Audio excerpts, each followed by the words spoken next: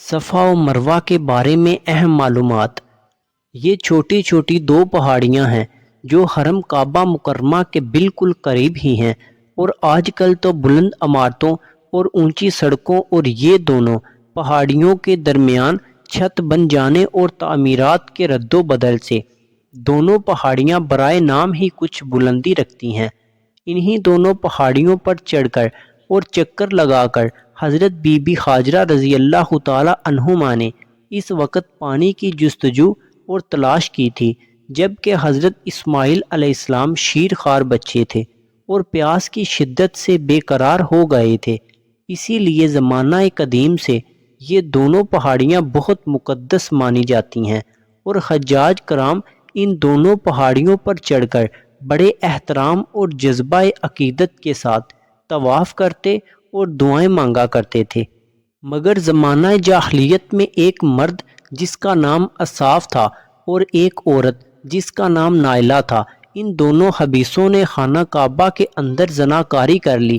تو ان دونوں پر یہ قہر الہی نازل ہو گیا کہ یہ دونوں مسح ہو کر پتھر کی مورت اور بت بن گئے۔ پھر زمانہ جاہلیت کے بت پرستوں نے ان دونوں مجسموں کو کعبہ سے اٹھا کر صفا و مروہ کی دونوں پہاڑیوں پر رکھ دیا اور ان دونوں بتوں کی پوجا کرنے لگے۔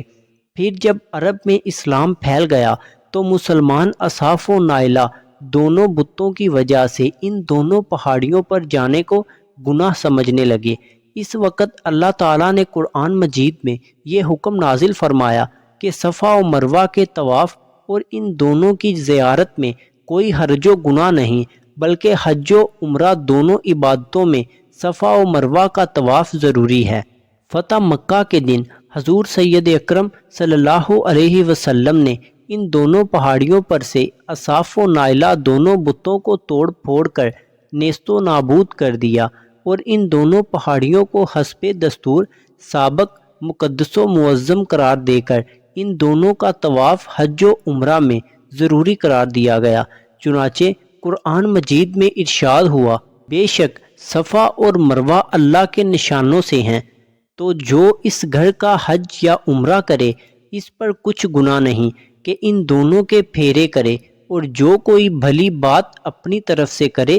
تو اللہ نیکی کا صلہ دینے والا خبردار ہے۔ درس ہدایت۔ صفا اور مروہ دونوں پہاڑیوں پر حضرت ہاجرہ رضی اللہ تعالی عنہما نے دوڑ کر پانی تلاش کیا تو ایک نبی یعنی حضرت ابراہیم علیہ السلام کی بیوی اور ایک نبی یعنی حضرت اسماعیل علیہ السلام کی ماں حضرت بی بی ہاجرہ رضی اللہ تعالی عنہما کے قدم ان پہاڑیوں پر پڑ جانے سے ان دونوں پہاڑیوں کو یہ عزت و عظمت مل گئی کہ حضرت بی بی ہاجرہ رضی اللہ تعالی عنہما کی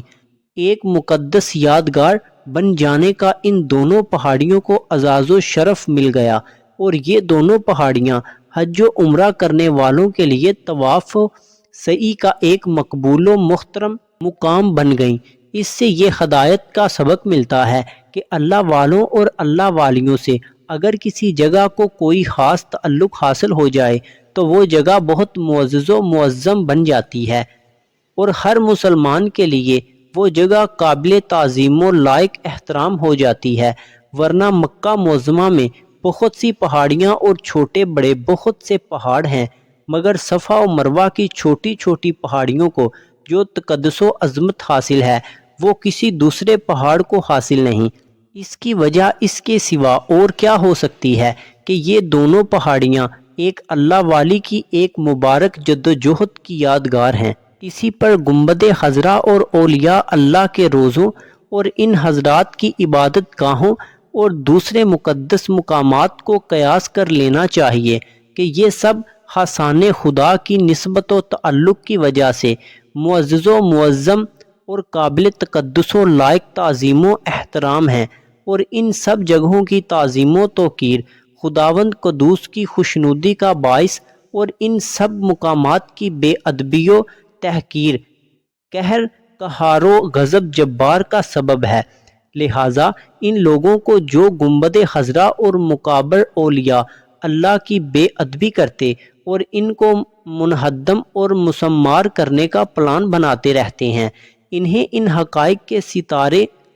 سے ہدایت کی روشنی حاصل کرنی چاہیے اور اپنی نحوستوں اور بدبختیوں سے تائب ہو کر صراط مستقیم کی راہ پر ثابت قدم ہو چاہیے۔ خداوند قدوس اپنے حبیب کریم علیہ الصلاۃ والسلام کے طفیل میں سب کو ہدایت کا نور عطا فرمائے اور صراط مستقیم کی شاہراہ پر چلائے، آمین۔